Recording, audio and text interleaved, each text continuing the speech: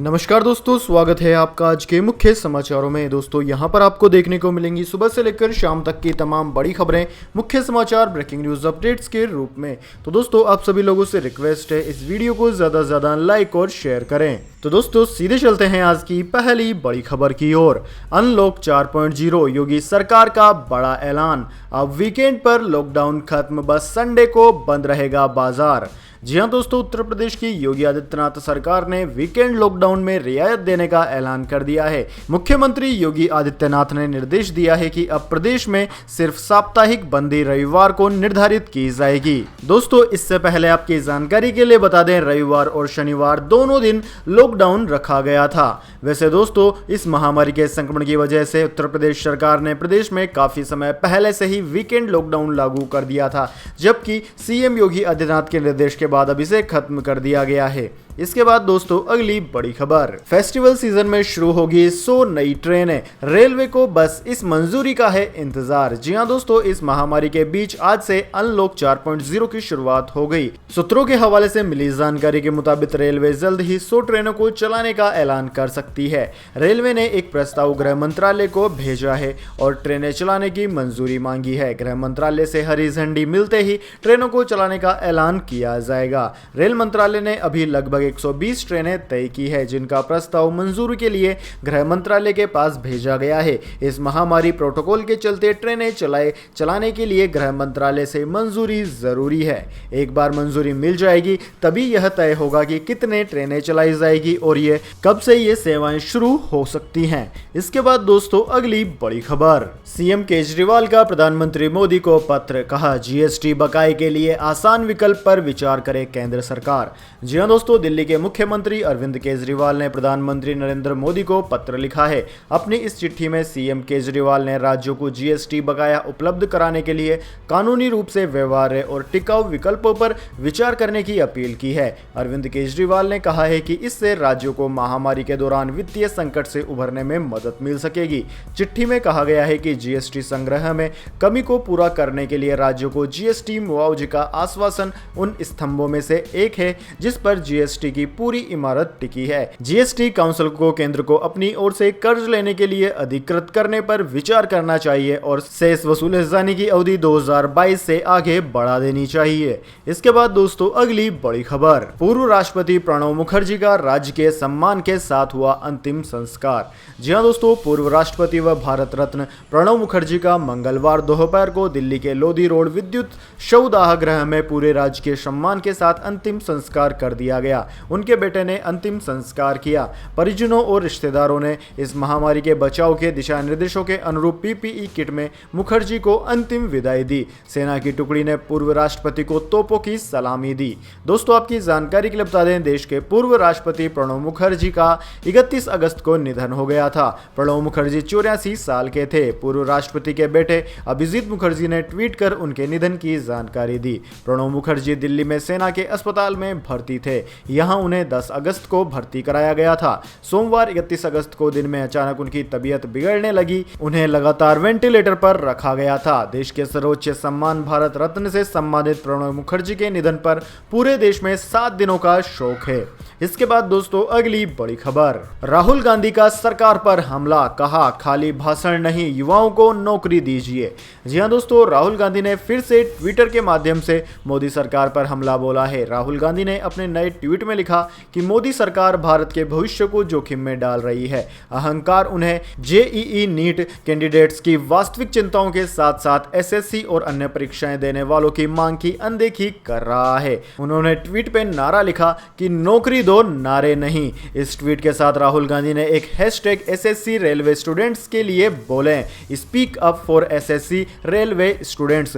दोस्तों यह हैशटैग आज पूरे दिन भर ट्विटर पर ट्रेंड भी कर रहा था। इससे पहले कांग्रेस के पूर्व अध्यक्ष राहुल गांधी ने जीडीपी विकास दर में भारी गिरावट को लेकर मंगलवार को सरकार पर निशाना साधा और दावा किया कि अर्थव्यवस्था की बर्बादी नोटबंदी से शुरू हुई थी और उसके बाद से एक के बाद एक गलत नीतियां अपनाई गई। उन्होंने ट्वीट किया कि जीडीपी -23.9% हो गई है। देश की अर्थव्यवस्था की बर्बादी नोटबंदी से शुरू हुई थी, तब से सरकार ने एक के बाद एक गलत नीतियों की लाइन लगा दी। इसके बाद दोस्तों अगली बड़ी खबर, टीम इंडिया को नहीं मिला कोई किट स्पॉन्सर, बीसीसीआई को करोड़ों का होगा नुकसान।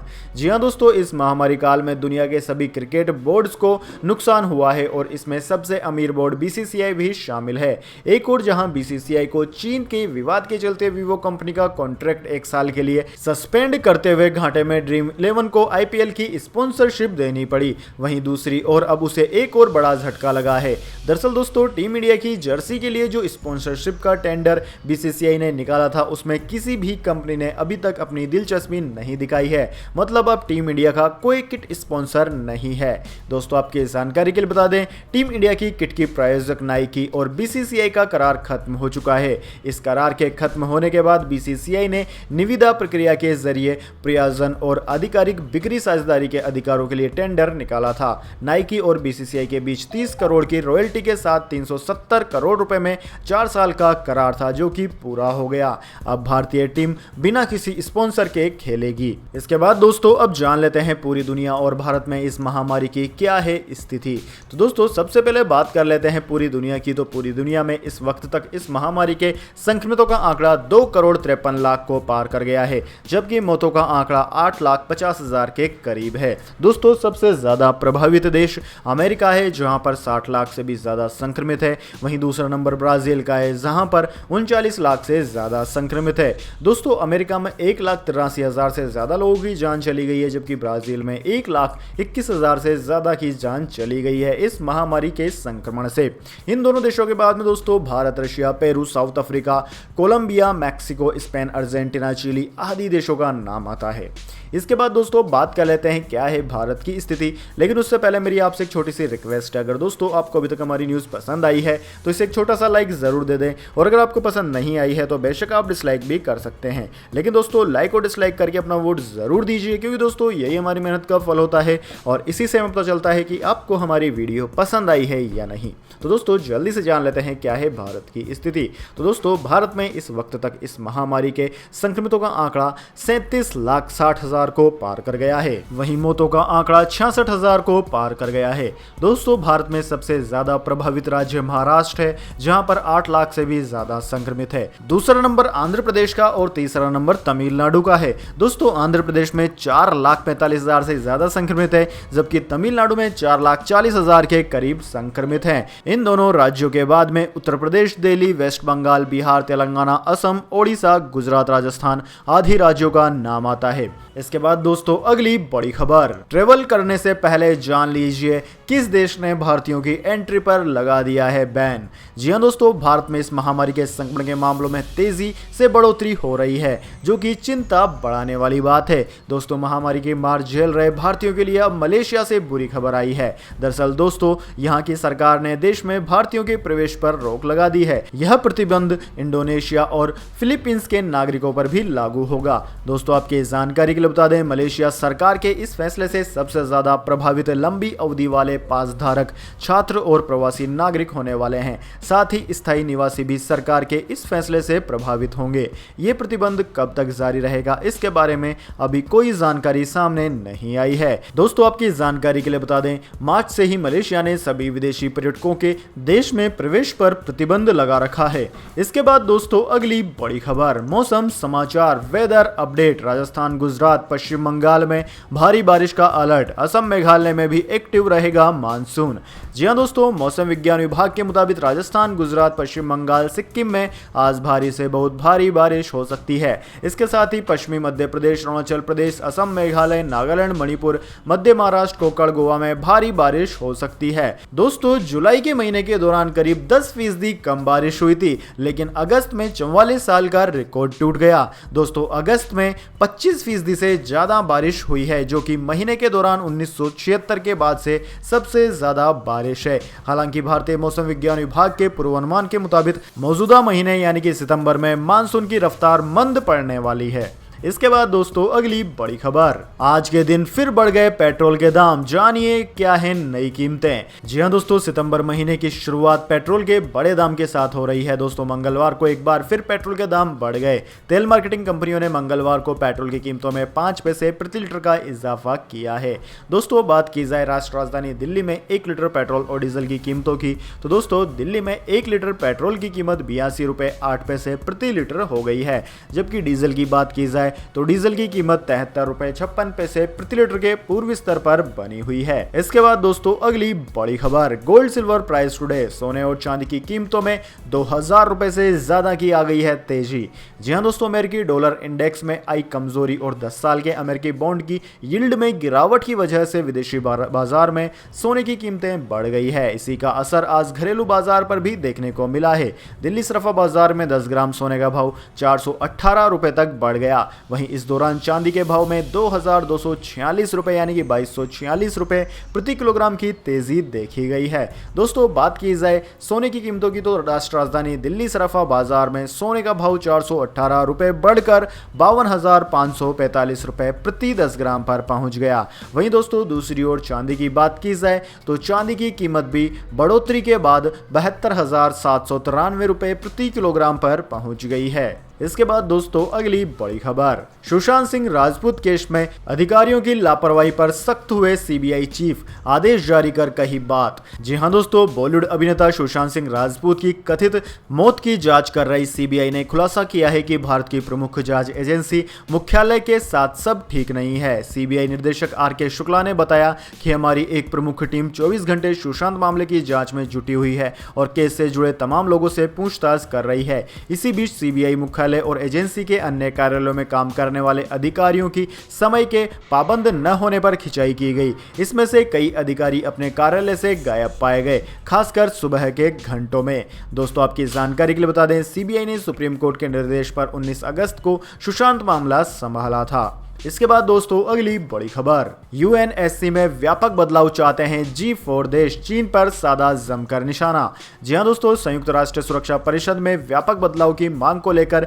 G4 देशों ने एकजुटता दिखाई है। साथ ही संयुक्त राष्ट्र सुरक्षा परिषद के स्थायी सदस्य चीन पर जमकर निशाना भी साधा। दरअसल दोस्तों G4 भारत, जर्मनी, जापान और ब्राजील के चारों का ही एक समूह है। दोस्तों चारों ही देश चाहते हैं कि यूएनएससी में स्थायी सदस्यों की संख्या बढ़े और उन्हें भी उसमें जगह मिले। G4 देशों की तरफ से लिखे गए पत्र को भारत के स्थायी डिप्टी रिप्रेजेंटेटिव नागराज नायडू ने संयुक्त राष्ट्र महासभा के अध्यक्ष को सौंपा। इस समय संयुक्त राष्ट्र महासभा के अध्यक्ष तिजानी मोहम्मद बंदे हैं। इसके बाद दोस्तों अगली बड़ी खबर, सुशांत मामले में सीबीआई को नहीं मिले हत्या के सुराग, आत्महत्या के लिए उकसाने को लेकर जांच शुरू।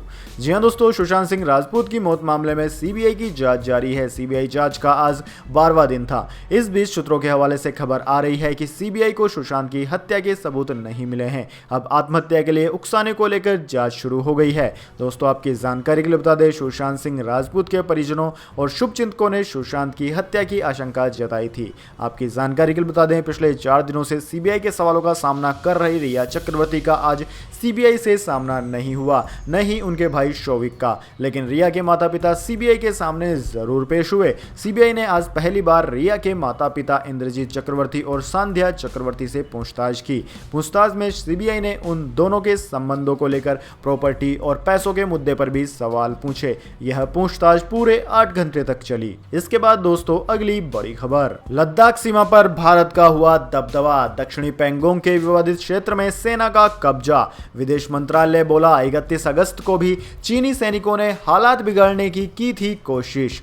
जी हां दोस्तों, चीनी सेना की घुसपैठ के 2 दिन बाद भारत ने लद्दाख सीमा को लेकर बड़ा खुलासा किया है। सेना के सूत्रों के मुताबिक दक्षिणी पैंगोंग के विवादित इलाके में पूरी तरह से भारत का कब्जा है। यहाँ की कई चोटियों पर आर्मी मौजूद है। सेना की तरफ से यह भी कहा गया है कि चोटियों पर हमारे जवान इसलिए काबिज है क्योंकि लाइन ऑफ एक्चुअल कंट्रोल को लेकर भारत की स्थिति एकदम साफ है। आर्मी के सूत्रों ने यह भी बताया कि हमने मुश्किल समझे जाने वाले स्पांगुर मैप, स्पांगुर झील और इसके किनारे की चीनी सड़क पर भी कब्जा कर लिया है। चीन लद्दाख सीमा पर कई चोटियों पर अपना दावा करता रहा है। वह पैंगोंग सो झील के पूरे दक्षिणी हिस्से और इंस्पांगुर गेप पर भी अपना कब्जा करना चाहता था ताकि बढ़त हासिल कर सके। इसके बाद दोस्तों अगली बड़ी खबर, बॉलीवुड अभिनेत्री कंगना रनावत को है करण जौहर से खतरा। प्रधानमंत्री मोदी से एक्ट्रेस ने मांगी मदद, कहा लकड़बग्गों की फौज मेरे पीछे कभी भी आ सकती है। जी हां दोस्तों, बॉलीवुड एक्ट्रेस कंगना रनावत और करण जौहर की जुबानी जंग किसी से छुपी नहीं है। दोनों ही सुर्खियों में रहते हैं। कई सालों से कंगना रनावत करण जौहर को नेपोटिज्म के बादशाह और बॉलीवुड में मूवी माफिया किंग के नाम से टारगेट कर रही है। सुशांत सिंह राजपूत की मौत के बाद से नेपोटिज्म एक ऐसा मुद्दा बन गया है जिस पर हर कोई आगे आकर बात कर रहा है, अपनी राय रख रहा है। इसी बीच कंगना रनावत एक बार फिर करण जौहर पर नेपोटिज्म को लेकर निशाना साध रही है। न्यूज चैनल में बड़े बड़े बयान दे रही है और सोशल मीडिया पर पोस्ट लिख रही है। कंगना रनावत ने हाल ही में एक ट्वीट किया जिसमें उन्होंने फिर से करण जौहर पर निशाना साधा। इसके साथ ही एक्ट्रेस ने पीएम नरेंद्र मोदी को भी टैग किया और करण जौहर के खिलाफ एक्शन लेने की मांग की। साथ ही करण जौहर को कंगना रनावत ने मूवी माफिया का जिम्मेदार बताया। कंगना ने कहा कि अभी तक करण जौहर के खिलाफ कोई भी एक्शन नहीं लिया गया है और जब भी चीजें ठंडी होने लगेंगी तो करण के लकड़बग्गों की फौज मेरे पीछे लग जाएगी, इसलिए मुझे सुरक्षा चाहिए। तो दोस्तों यह थे आज के तमाम मुख्य समाचार। इसके बाद दोस्तों बारी आती है आज के माइंड क्विज क्वेश्चन की। जी हां दोस्तों, एक आसान से सवाल का जवाब देकर आप जीत सकते हैं एक अमेजिंग सरप्राइज गिफ्ट हमारे यूट्यूब चैनल की ओर से। तो दोस्तों आज का सवाल आपकी स्क्रीन पर आ चुका है। दोस्तों आपको बताना है महात्मा गांधी का पूरा नाम क्या है। जी हां दोस्तों, अगर आप जानते हैं महात्मा गांधी यानी कि बापू का पूरा नाम तो जल्दी से उनका नाम कमेंट बॉक्स में लिख दीजिए। अगर दोस्तों आपका जवाब होता है एकदम सही और आप चुन ले जाते हैं लकी विजेता के रूप में तो आपको मिलेगा एक अमेजिंग सरप्राइज गिफ्ट हमारे यूट्यूब चैनल की ओर से। तो दोस्तों जल्दी से अपना उत्तर कमेंट बॉक्स में लिख दीजिए, वीडियो को लाइक कर लीजिए और चैनल को सब्सक्राइब करके बेल आइकन भी दबा लीजिए। धन्यवाद। वंदे मातरम। जय हिंद, जय भारत।